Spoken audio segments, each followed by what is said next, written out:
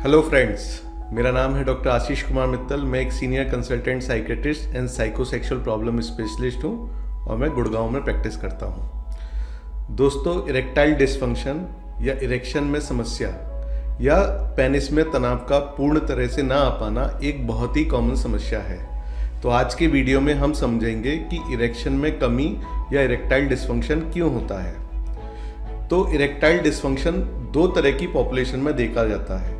एक तो young population हो गई, जिनको एक अर्ली एज में ही इरेक्टाइल डिसफंक्शन होता है, उनकी नई नई शादी हुई है या शादी होने वाली है, ऐसे लोगों को इरेक्टाइल डिसफंक्शन है।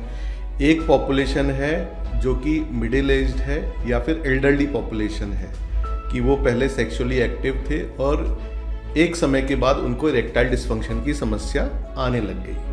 क्योंकि इन दोनों पॉपुलेशन में जो कॉमन कॉजेज हैं वो डिफरेंट हैं, इसलिए मैंने इन दोनों पॉपुलेशन को डिवाइड किया, एक यंग पॉपुलेशन और एक ओल्ड पॉपुलेशन। तो सबसे पहले हम समझेंगे कि यंग पॉपुलेशन में इरेक्टाइल डिसफंक्शन का मेन रीज़न क्या है।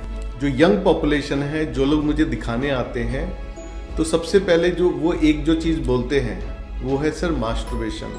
सर, हमने बहुत मास्टरबेशन किया है, बचपन की बहुत गलतियाँ की हैं, इससे हमें इरेक्टाइल डिसफंक्शन है। तो दोस्तों, मैं आपको ये समझाना चाहता हूँ कि केवल मास्टरबेशन से इरेक्टाइल डिसफंक्शन नहीं होता, लेकिन मास्टरबेशन को लेके बहुत ज़्यादा नेगेटिव सोच लेना और उससे डिप्रेशन में चले जाने से इरेक्टाइल डिसफंक्शन होता है। तो केवल मास्टरबेशन इरेक्टाइल डिसफंक्शन नहीं करता। जो कॉमन कॉजेज हैं जो यंग पॉपुलेशन में होती हैं इरेक्टाइल डिसफंक्शन की, वो है स्ट्रेस, एंजाइटी, डिप्रेशन, और जो आप अपने काम में इतने बिजी हैं आप टाइम ही नहीं निकाल पाते। एक और समस्या है यंग पॉपुलेशन में जो इरेक्टाइल डिसफंक्शन कर सकती है, वो है एडिक्शन। बहुत ज़्यादा अल्कोहल का, स्मोकिंग का, हीरोइन का या कोई भी ओपियोइड कंपाउंड का, मारिजुआना का एडिक्शन करने से भी इरेक्टाइल डिसफंक्शन हो सकता है, क्योंकि इनके इंटॉक्सिकेशन से और विड्रॉल से इरेक्शन में समस्याएं आती हैं। और दोस्तों, अगर आप यंग हैं और आपको इरेक्टाइल डिसफंक्शन हो रहा है तो आप इसको असेस भी कर सकते हैं, इसकी सीवियरिटी को असेस कर सकते हैं। इसके लिए आप हमारी जोयो हेल्थ ऐप पे जाएं, उसमें हमने एक सेल्फ टेस्ट बनाया है इरेक्टाइल डिसफंक्शन के लिए। तो वो आप सेल्फ टेस्ट करें और आप नीचे कमेंट में उसकी रीडिंग भी शेयर कर सकते हैं और हमारी टीम आपको रिप्लाई करेगी कि उस स्कोर के साथ आपको क्या करना चाहिए। कुछ लोग जिनको ओरिएंटेशन की समस्या है, जिनको हेट्रोसेक्सुअल ओरिएंटेशन नहीं है या जिनको फीमेल पार्टनर को देख के अट्रैक्शन नहीं आता, ऐसे लोगों में भी रिलेशन बनाते समय अपोजिट पार्टनर के साथ इरेक्टाइल डिसफंक्शन हो सकता है। एक और समस्या जो मैंने लोगों में देखी है यंग पॉपुलेशन में, वो है जो उनकी पेनिस की स्किन होती है, जो फोर स्किन होती है, वो टाइट होती है काफ़ी लोगों में, उसकी वजह से भी इरेक्टाइल डिसफंक्शन हो जाता है। और काफ़ी लोगों को ये पता ही नहीं है कि टाइट फोर स्किन से भी इरेक्टाइल डिसफंक्शन होता है। इवन मैंने कुछ डॉक्टर्स भी देखे हैं जिनकी स्किन पेनिस की टाइट थी और वो इरेक्टाइल डिसफंक्शन का ट्रीटमेंट लेने मेरे पास आए, जिसके लिए मैंने उनको प्रॉपर गाइड किया कि कैसे ट्रीटमेंट लेना है। और दोस्तों, जो यंग पॉपुलेशन है उनमें इरेक्टाइल डिसफंक्शन कुछ हार्मोनल इम्बैलेंस से भी हो सकता है, जैसे कि उनको टेस्टोस्टेरोन की बहुत ज़्यादा डेफिशिएंसी है या फिर प्रोलैक्टिन के लेवल बहुत ज़्यादा बढ़े हुए हैं या उनके थायराइड के हार्मोन में इम्बैलेंस है, या यंग एथलीट जो लोग स्टेरॉइड्स ले रहे हैं, टेस्टोस्टेरोन ले रहे हैं बिना डॉक्टर की सलाह के, ऐसे लोगों में भी इरेक्टाइल डिसफंक्शन की समस्या हो जाती है। तो दोस्तों, ये मैंने डिस्कस किया कि यंग लोगों में इरेक्टाइल डिसफंक्शन की वजह क्या है। आपको क्या लगता है कि यंग पॉपुलेशन में इरेक्टाइल डिसफंक्शन की सबसे कॉमन वजह क्या है? तो उसको आप कमेंट में लिखें, उस प्रॉब्लम के बारे में जो कि इरेक्टाइल डिसफंक्शन करती है यंग पॉपुलेशन में। तो दोस्तों, एक और वजह जिसकी वजह से यंग पॉपुलेशन में इरेक्टाइल डिसफंक्शन हो सकता है, वो है मेडिसिन। जैसे कि हम देखें, common medicine stress, anxiety, depression के लिए लोग ट्रीटमेंट लेते हैं। तो स्ट्रेस, एंजाइटी, डिप्रेशन से खुद भी इरेक्टाइल डिसफंक्शन हो जाता है। अगर उसका ट्रीटमेंट प्रॉपर मेडिसिन से ना किया जाए तो उससे भी, मेडिसिन से भी इरेक्टाइल डिसफंक्शन हो जाता है। कुछ हाइपरटेंशन की और कुछ स्टेरॉइड की दवाई भी ऐसी होती हैं जो इरेक्टाइल डिसफंक्शन करती हैं। तो उसके लिए भी, अगर आपको इरेक्टाइल डिसफंक्शन हो रहा है, आप कुछ मेडिसिन ले रहे हैं, तो उसके बारे में भी आपको अपने फिजिशियन से या साइकेट्रिस्ट से कंसल्ट करना है कि मुझे ये मेडिसिन लेने के बाद इरेक्टाइल डिसफंक्शन चालू हुआ है। तो दोस्तों, अब हम डिस्कस करेंगे कि एल्डरली पॉपुलेशन में या ओल्ड पॉपुलेशन में इरेक्टाइल डिसफंक्शन क्यों होता है।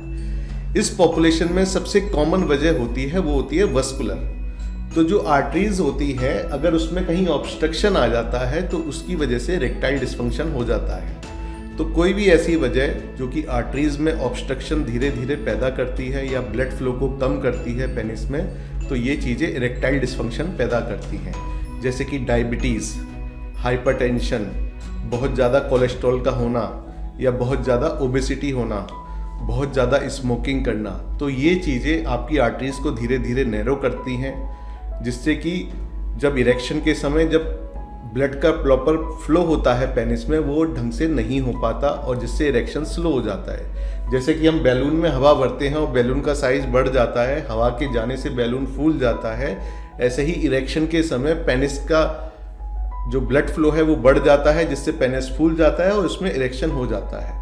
तो ऐसी ही मेडिकल कॉजेस से ब्लड फ्लो रुक जाता है और इरेक्टाइल डिस्फंक्शन हो जाता है। दूसरा जो कॉज है एल्डरली एज ग्रुप में वो है न्यूरोलॉजिकल कॉज। तो जैसे मैंने बताया यंग पॉपुलेशन में साइकोलॉजिकल कॉज कि ब्रेन से सिग्नल ही नहीं जा रहे हैं प्रॉपर नीचे अपने पेनिस की तरफ, जिससे कि इरेक्टाइल डिस्फंक्शन हो जाता है। एल्डरली पॉपुलेशन में न्यूरोलॉजिकल कॉजेस होने से वो सिग्नल बन ही नहीं पाते हैं, जैसे कि स्ट्रोक होना, पार्किंसन डिजीज होना, डिमेंशिया होना, मल्टीपल स्क्लेरोसिस होना या स्पाइनल कॉर्ड जो हमारा पीछे रीढ़ की हड्डी है उसमें चोट लग जाना या उसमें कोई न्यूरोलॉजिकल प्रॉब्लम हो जाना स्पाइनल कॉर्ड में, उससे भी इरेक्टाइल डिस्फंक्शन हो जाता है। और एल्डरली पॉपुलेशन में हार्मोन्स की कमी से भी इरेक्टाइल डिस्फंक्शन हो सकता है।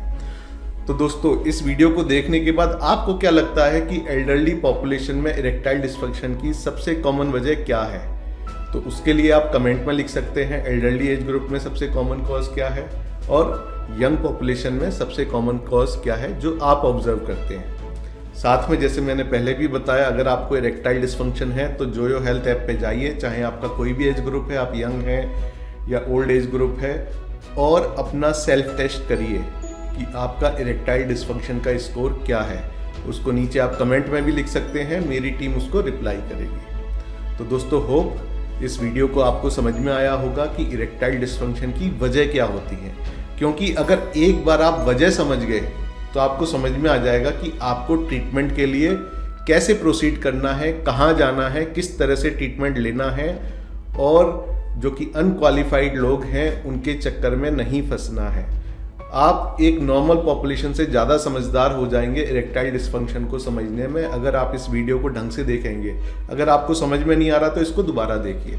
तो होप ये वीडियो आपको अच्छा लगा होगा, तो प्लीज़ इसको लाइक करिए, और अगर आपने मेरा चैनल अभी तक सब्सक्राइब नहीं किया है तो इसको नीचे सब्सक्राइब कर लें। धन्यवाद, नमस्कार।